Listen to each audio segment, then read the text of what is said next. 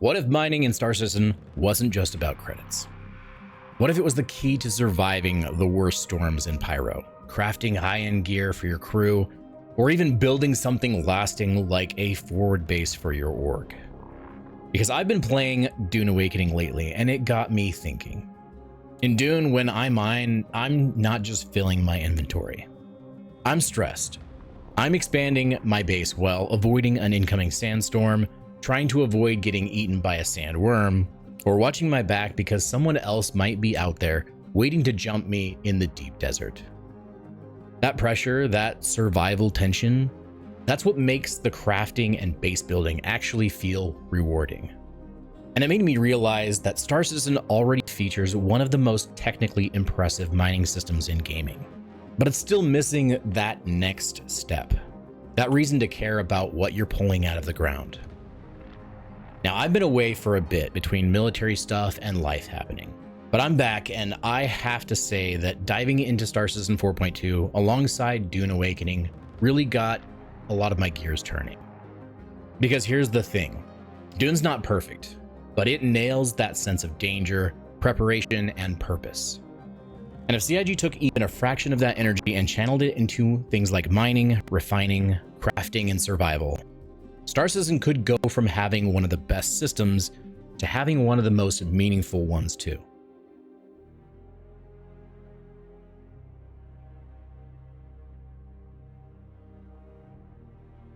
Now, to be clear, mining in Star Citizen is already one of the most engaging and well-developed loops in the game. You've got scanning, fracture mechanics, risk versus reward balancing, and even logistical depth when it comes to hauling and refining. Of course, all that's missing is a truly dynamic economy. But whether you're flying solo in a prospector or running a full crew on the mole, the loop feels solid, even if it might be lacking some additional depth with crew gameplay. And now with the Drake Golem joining the lineup, there's even more variety for players who want to specialize. Add in the fact that the Orion and the Arastra are still on the horizon, ships built for serious, large-scale industrial ops, and you can see the kind of scale CIG is aiming for.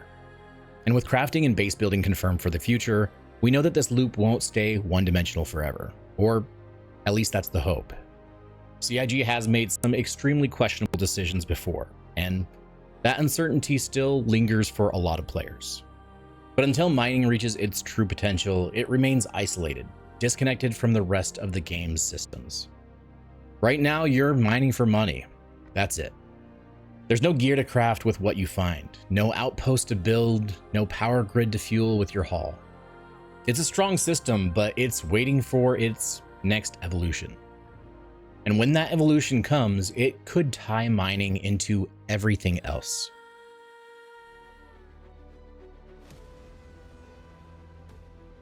So here's where Dune Awakening really caught me off guard, in a good way. In Dune, every mineral you gather matters. You're not just collecting resources to sell. You're crafting suits, armor, weapons, ornithopters, and base modules. All of it directly tied to staying alive in some of the most dangerous zones on the map. And the deeper you go into the desert, the more brutal it gets. Almost kind of reminds me of what Pyro should have been. But I digress. Sandstorms can strip your health and visibility. Sandworms can appear from out of nowhere and ruin your entire day.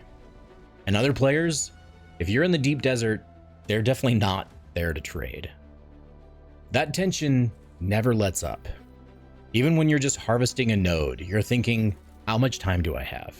Do I have enough room left in my inventory to make this worth it? Can I outrun a storm if it hits? And do I even have enough water to make it back? And that stress, believe it or not, is what makes the entire loop feel rewarding. Because when you finally craft that new armor set or haul everything back to your base and expand your operations, it really means something. You didn't just check a box, you overcame something dangerous. That's the part I keep thinking about. Not the raw materials, not the numbers, but the way the gameplay forces you to prepare and rewards you for being ready. And that's something Star Citizen could absolutely tap into. Now, if you're into these kind of grounded breakdowns where we talk about gameplay loops, survival systems, and how Star Citizen could evolve, consider subscribing. I've got a lot more like this on the way.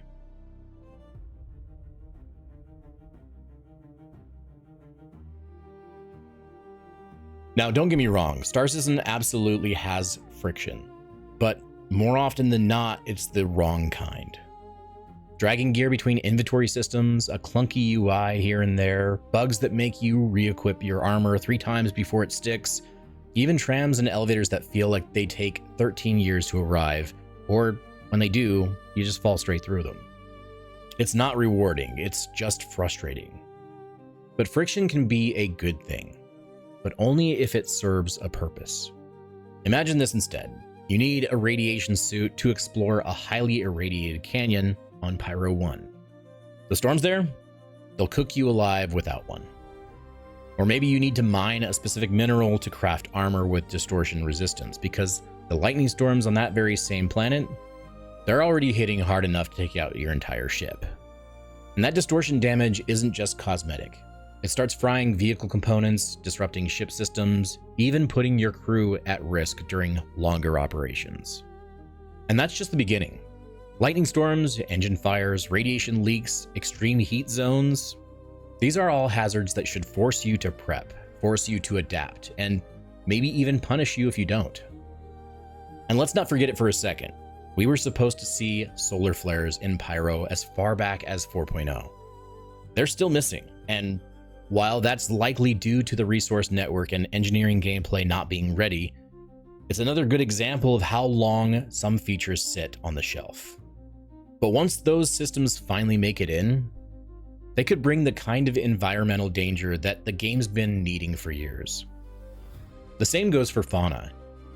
Creatures like the Valakar or Copion look amazing, but right now they're not much of a threat. You're not landing and thinking, do I have the right gear for this biome? Am I going to be able to take on an adult Valakar or a pack of aggressive Copion? Now imagine if you had to. If you needed a radiation-resistant suit or even distortion-dampening shield generators on your ship to even survive the trip. Now you're not just mining for credits, you're mining to survive, mining to prepare, mining because you need something real. And that's exactly the kind of friction that actually feels good.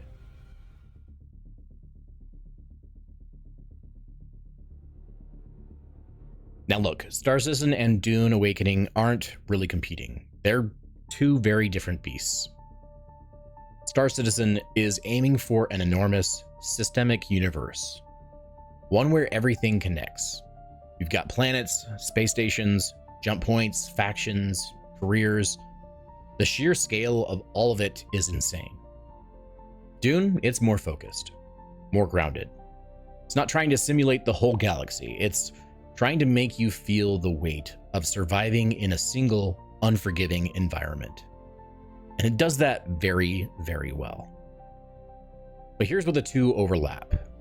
Both games are carving out your place in a hostile world, and in many cases, about choice. The choice to prepare, to adapt, to push deeper into dangerous territory because you think you're ready. Now, survival in Star Citizen, it doesn't really mean much yet. Death is just a reload screen. You lose a bit of time, maybe a med pen or two, and you're back. But imagine if that changed.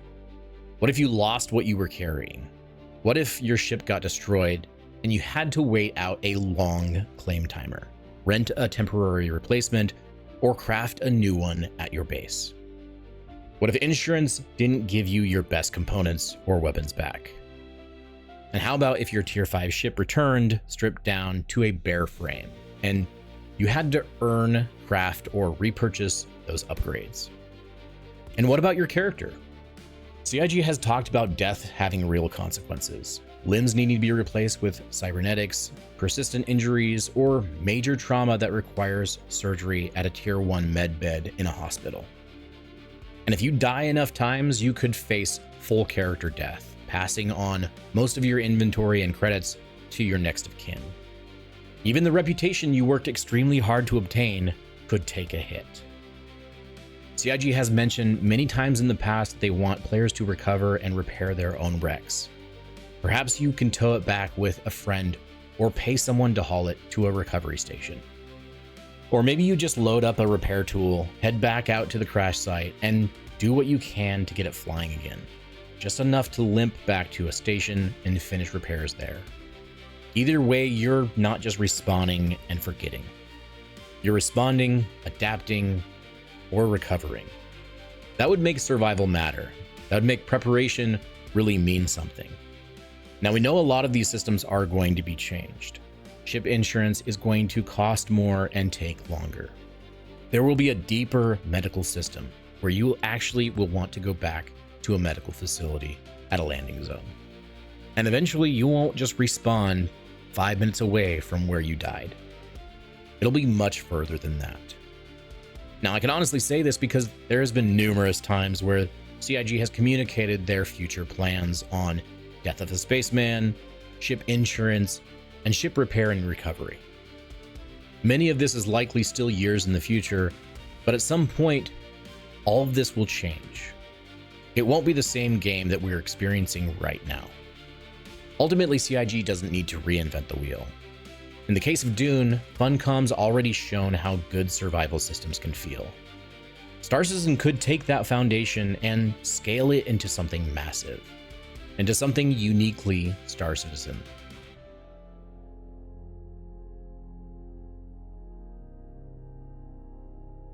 Now imagine Star Citizen applying the same principles that Dune Awakening is using right now. Not a copy-paste, but the underlying structure. Survival-driven progression. Gear that matters. Mining that leads to more than just a credit payout. Or even salvage, for that matter. There could be moments where you're mining rare ore deep in a canyon network, hazardous terrain, high radiation, unstable weather, and you haul it back to your expanse, refine it on board, and use the output to craft a distortion-resistant suit. Now, you could either keep it or you can sell it. Maybe you post it on the player market, or maybe you outfit your org for a recon op in a lightning-prone zone on Pyro 1. That same ore might just feed into base construction, used to fabricate a storm shield generator, or an emergency medical bay for a remote outpost about to see heavy use. Now, refining already exists in-game, but only at stations. Once ship-based refining comes online with the Expanse, the Arastra, the Galaxy, and the Orion, the process becomes immersive, personal, and even player-driven. And here's where it could get really interesting. The quality of the ore could matter, and so could the quality of the refining. Ore from one region of Pyro may be more pure, and when refined with care, it leads to Tier 3 armor. A batch from a more unstable area, you're only getting it Tier 2, unless you've got the right equipment or the skill to process it further. Suddenly, your gear doesn't just become equipment. It carries weight, and it tells its own story.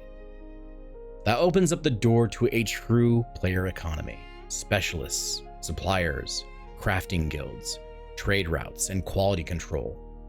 Star Citizen systems are already designed to support that level of depth. When you step back and look at where Star Citizen is right now and where it's clearly headed, it's easy to see how close it is to something truly next level. Mining is already one of the most incredible gameplay loops in the game. We've got the ships, the mechanics, and the roles. It's engaging, it has depth, and it's genuinely fun to play, so long as there's no bugs to ruin it. But what it lacks is purpose beyond just making money. There's no greater payoff for what you're extracting. And that's why I think the future editions of crafting and base building will push Star Citizen forward in ways a lot of players really aren't expecting. They're not just new systems, they're the connective tissue that could turn mining from a credit generator into the foundation of a living economy, survival loop, and player-driven frontier. And after spending time in Dune Awakening and seeing how well survival, resource pressure, and gear progression are handled, it's hard not to hope that CIG takes a few notes. Because if and when they tie mining into survival gameplay, gear crafting, base development, and a functioning player economy, that loop transforms into something with lasting impact. Ore purity and refining quality could determine item tier. Ship-based industry could bring the economy into player hands. Gear could reflect effort, origin, and reputation, not just stats. So now I really want to hear from you. If you could mine and craft anything in Star Citizen, what would it be? Drop your ideas in the comments. I would really love to hear your thoughts. And if you appreciate grounded, thoughtful discussions like this, consider becoming a channel member to support the work that goes into them, or just hit that sub button to stick around for more. Now, if you want to see more on all of what CIG could do with crafting and base building that would evolve it further, check out the video I put together on base building and crafting, as it covers all of their plans for the future. As always, thanks for watching. Fly safe, pilots, and I'll see you in the verse. Havoc out.